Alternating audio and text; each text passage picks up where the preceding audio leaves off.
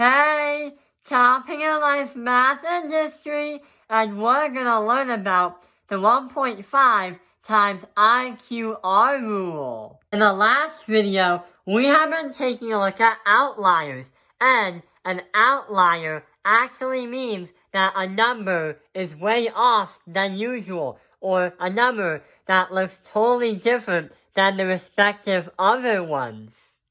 But how can we prove it's an outlier? Some kids may choose a number as an outlier, but when you do this proof, it seems that it isn't an outlier. That's why we're going to try and use the chart, what the minimum is, the first quartile, the median, the third quartile, and the maximum. And we also get to use the formula to see if the data actually is a outlier. So, the data shown right here are the scores for Vex Robotics, and when you do Vex Robotics, you get to do skills challenges and try to build a robot that can score the most points as possible in the game.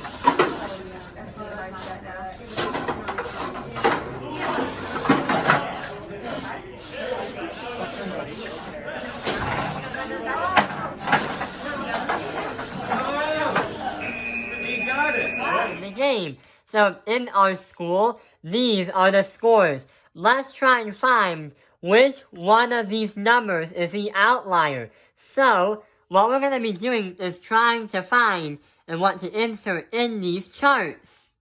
The first thing that you'll know right away about this chart is there's a minimum and there's a maximum, telling you that the minimum represents the smallest number. That's going to be 20. And the maximum is going to represent the biggest number in our data. That is 100. So let's insert those right here. Before doing the chart, you should have a line or a sequence of numbers that go from top to bottom, or from the least to the greatest number. It'll be easier that way. The next thing to do is to find the middle number, or what we like to call the median in statistics. So, the middle number is going to be from the least to the greatest, but the middle. So we're going to have to find what the middle number is. So, normally, your teachers may want you to put one finger on the biggest number and another finger on the smallest number, and work your way up until two fingers mesh each other and match each other. But there's actually a faster way. We can count the number of numbers and see if it's an even number or an odd number. So 1, 2, 3, 4, 5, 6, 7, 8, 9, 10, 11, 12, 13. So we're going to say that there are going to be 13 numbers, and we use the letter M to represent numbers. So we can count 1, 2, 3, 4, 5, 6, because 6 plus 6 equals 12, but there's 1 left over, which is the 1. So, 1, 2, 3, 4, 5, 6, we're gonna put a square right here, and 1, 2, 3, 4, 5, 6, we're gonna put another square right here. So, between the two squares, that's our middle number, which is our 43. So we're going to say that 43 is going to be the median. But what happens? What is the first quartile? And what is the third quartile? That is when we start using the median to find further medians or more medians. Because with the first quartile, that is 25% of the entire data, which means you start at 42 and 20 and find the mean right there. So 1, 2, and then we have 1, 2. So it looks like 40 and 40 is going to be our median. But there are two numbers. If there are two numbers that are different, like 40 and 60, you would add the two and divide by 2. So 100 divided by 2, your median would be 50. But since they're the exact same number, we don't need to do any math. So 40 is our first quartile.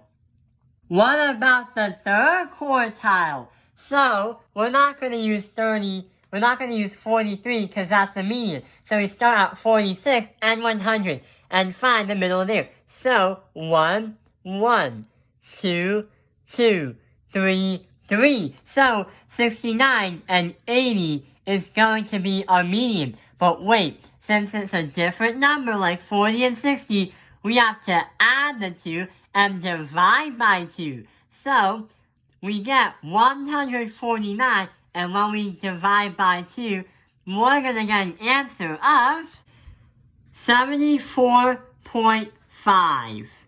So that is our third quartile if we find the median of that quartile by using the median. So, this 43 is going to be our primary median, and the 40s and the 69 and 80 is our secondary medians. So we have a filled chart. This is a step closer to bring us to which of these numbers is an outlier. The table also explains that the reason why it's called the quartiles is because the minimum doesn't count because that is at 0%. That is at 0%. The first one represents 25%. The second one, or the median, or sometimes quartile 2, represents the 50% mark. Quartile 3 is 75th% mark. And the maximum is 100%. So that's why we call these quartiles. But the first one does not count for counting.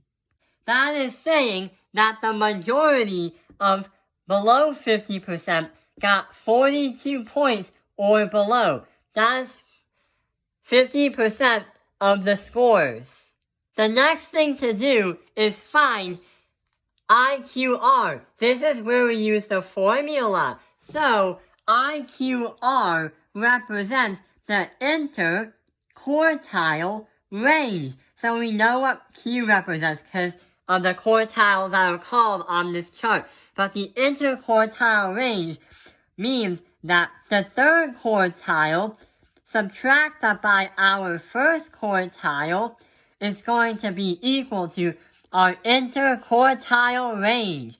So in this example, we have 74.5 as our third quartile, and subtract that by 40, which is our first quartile, and that will become our quartile range, the difference between the first and the third quartiles. And when we do that, we get an answer of 34.5. And that is the difference between 40 and 74.5. So that is the range from these two quartiles. So when we discussed in the first part of the video, we had a 1.5 multiplied by the interquartile range value. That is the formula we're going to use next. And when we do that, we have an upper boundary and a lower boundary. But it's actually called fences. And those boundaries determine if one of these numbers is an outlier. So, to understand the formula, we're going to multiply the IQR by 1.5. We're going to do that by 1.5. So, when we have 34.5 as the IQR, or interquartile range, we have 34.5 multiplied by 1.5. And when we do that, we're basically having this, then adding that half to the whole. So when we do that, we get an answer of 51.75. That is when we multiply the IQR by 1.5. So when we have that, there's one more step until we find who is the outlier. So we're going to have a higher fence and a lower fence. That tells you that when you put the fences on a number line, anything inside the fences is actually going to be matched. or data that is close to each other. Any number that's outside the fence, higher or lower than usual, that is going to be our outlier when they are outside the boundaries. They're outside them. So, when we do our upper boundary or upper fence, we use the third quartile and we have to add that by what we got above, 51.75. Well, we get 1.5 multiplied to our interquartile range. So our third quartile plus 51.75. That is going to be the boundary to the far right. With the lower boundary or the lower fence, we do our first quartile and we have to subtract that by the number we get instead. Because when we do that, that's going to be to the far left of the boundary.